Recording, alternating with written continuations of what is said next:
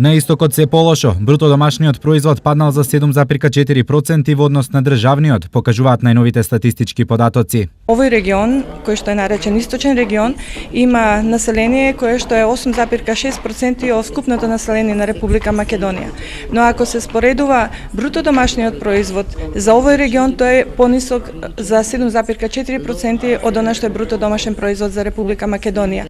Ова значи дека ако државниот просек по жител е 3.900 евра, на истокот тој изнесува 3.600. Зошто овој дел од Македонија и статистички и фактички и понатаму е најсиромашен во државата? Најголем дел од нискиот бруто домашен производ се должи на двете компоненти, а тоа е помалата лична потрошувачка, како и помалата потрошувачка на самите домакинства.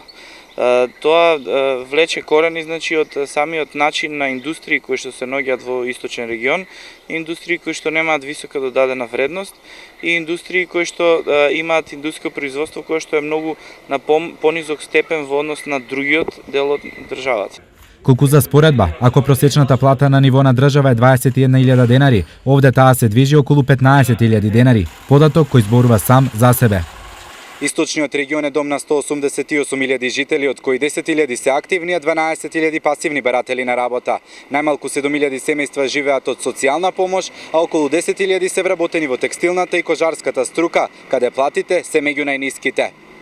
Ако е ова вака, кои се шансите регионот во перспектива да го зголеми процентот на бруто домашниот производ и како тоа да се направи? Најдобар начин и најдобро можно решение е преструктурирање на целото стопанство, со тоа што ќе имаме стопанство кое што ќе биде индустријски многу поразвиено и ќе имаме стопанство кое што ќе им даде услови и за личната и за фамилиарната потрошувачка да бидат многу поголеми, а со тоа и поголем бруто домашен производ во овој регион. Инаку, висината на македонскиот бруто домашен производ е само 16% од европскиот. Во регионот помал бруто домашен производ има само Албанија, односно 2.800 евра, додека европскиот просек е 24.300 евра. Добра вест е што според извештајот на Светска банка, сепак економијата во државата оди нагоре. Македонија имаше најсилен раст во првата половина во 2013 година и заврши со втората највисока стапка на раст во 2013 година. Најголем двигател на растот беше, како што мојата колешка спомна, закрепнување на успешноста на индустриите, меѓутоа и тоа во комбинација со тоа дека беше доста добро земјоделска година.